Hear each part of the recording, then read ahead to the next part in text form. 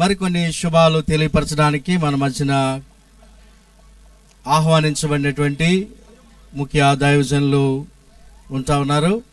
మరి ఈ సమయంలో వారిని ప్రేమపూర్వకంగా ఆహ్వానిస్తున్నాం. మన మధ్యలో ఉన్నటువంటి దైవజనులు బ్రదర్ కె ఎలీషా గారు PCPWA అడ్వైజరీ బోర్డు మెంబర్గా ఉంటా ఉన్నారు. అదేవిధంగా బర్నింగ్ టూల్స్ మినిస్ట్రీస్కి డైరెక్టర్గా ఉంటా ఉన్నారు. వారు సోల్మేట్స్ని మరి ఎంతగానో ప్రోత్సహించేటువంటి దైవజనులు. వారు వచ్చి వారి యొక్క శుభాలని తెలియపరచాలని ప్రేమపూర్వకంగా కోరుతా ఉన్నాం.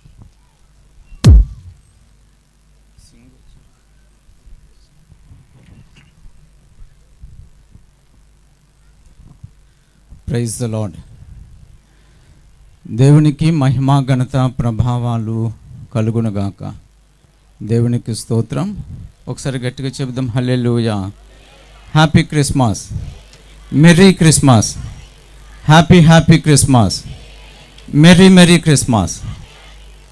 Thank you. కానీ ఇంకో కొంచెం వాయిస్ వస్తే బాగుండేది. ఇంకొకసారి గట్టిగా చెబుదామా, happy Christmas, merry Christmas. Thank you. నన్ను ప్రేమతో ఆహ్వానించిన సోల్మేట్స్ బృందానికి, వేదిక మీద ఉన్న దైవజనులందరికీ, పెద్దలకు, నాయకులకు పేరు పేరున నా హృదయపూర్వక వందనాలు. మీకు కూడా నా నిండు వందనాలు మరియు క్రిస్మస్ శుభాలు తెలియజేస్తున్నాను.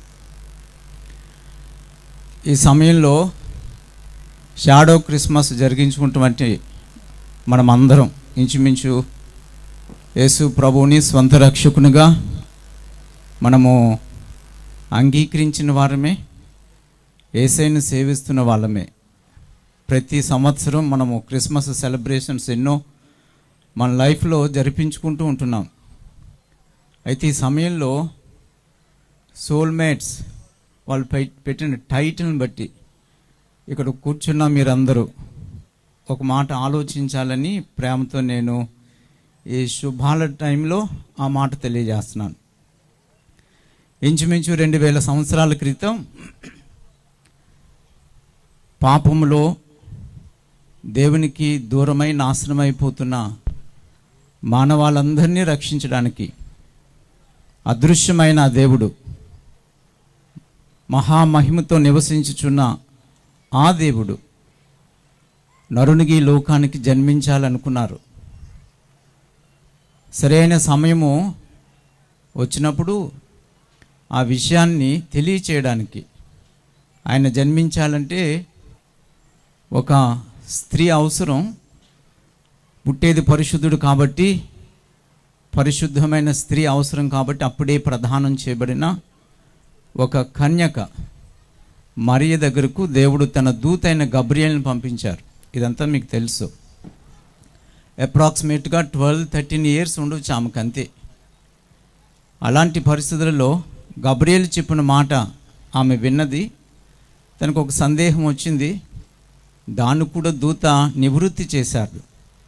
ఆ తర్వాత ఆమె చేసిన పని మీరు చేస్తున్నారా అన్నది నా ప్రశ్న. ఇక్కడ చేస్తే మంచిది, చేయకపోతే ఆలోచించి చేయమని నేను మనసారా ఈ సమయంలో కోరుతున్నాను. లూకా సువార్త 1వ అధ్యాయంలో నుంచి మరియా ఎలిజబెత్ దగ్గరికి వెళ్ళినప్పుడు ఆమె చెప్పిన మాట 46వ వచనం, నా ప్రాణము ప్రభువును గణపరచుచున్నది. రెండవ మాట, నా ఆత్మ 48వ వచనం, నా రక్షకుడైన దేవుని యందు ఆనందించెను. ఇక్కడ మనం యేసును ప్రభువుగా గుర్తించి ఎలా గణపరుస్తున్నాం? రెండవ మాట, ఆయన రక్షకుడు కాబట్టి అన్ని విషయాల్లో మనం సేవ్ చేసేది ఆయనని చెప్పి ఆయన బట్టి సంతోషించు జీవిస్తున్నామనేది ఒక ప్రశ్న. కేవలం ఆత్మరక్షణే కాదు, ఈ భూమి మీద ఉన్నాం కాబట్టి ఎన్నో శ్రమలు, సమస్యలు, శోధనలు, కష్టాలు వస్తాయి. వాటన్నిటి నుంచి కూడా రక్షించువాడు ఆయనే అని ఆయన మీద ఆనుకొని విశ్వాసంతో మనము సంతోషించగలుగుతున్నామా? ఒకసారి ఆలోచించండి.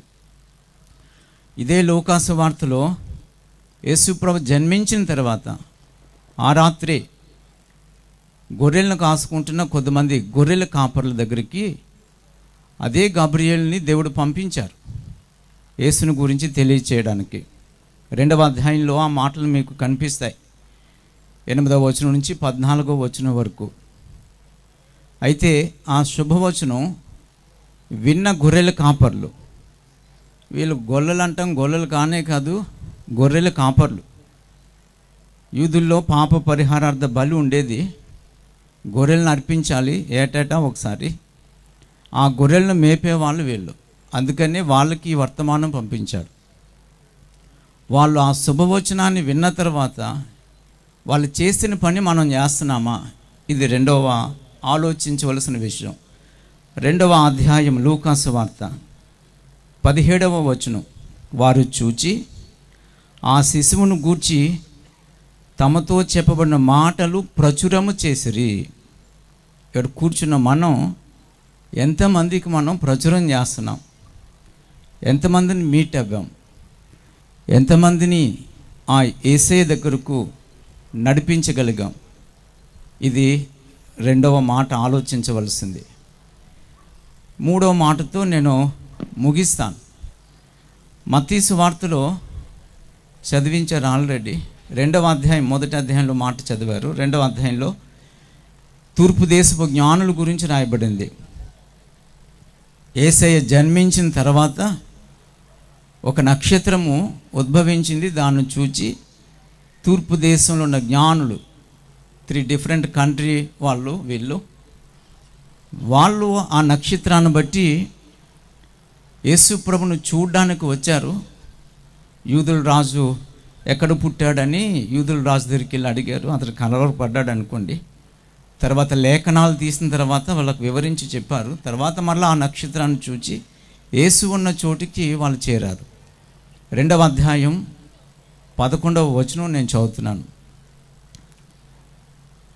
వారు ఆ నక్షత్రమును చూచి అత్యానందభరితులై ఇంటిలోనికి వచ్చి తల్లి అయిన మరియను ఆ శిశువును చూచి మొదటిది సాగిలపడ్డారు, అంటే ఆయన్ని గౌరవించారు, ఘనపరిచారు.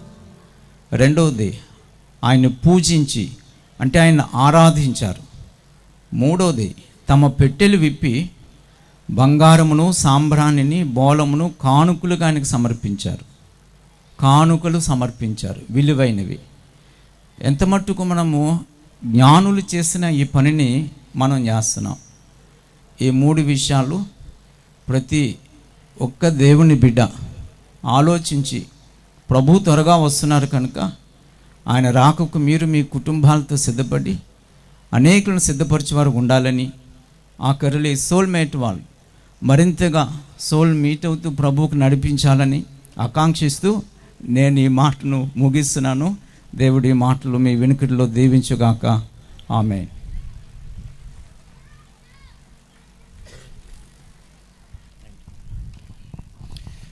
చక్కటి శుభాలు అందించినటువంటి దైవజనులు బ్రదర్ కే ఎలీషా గారికి, అన్నగారికి ప్రత్యేకమైన వందనాలని తెలియపరుస్తూ ఉన్నాను.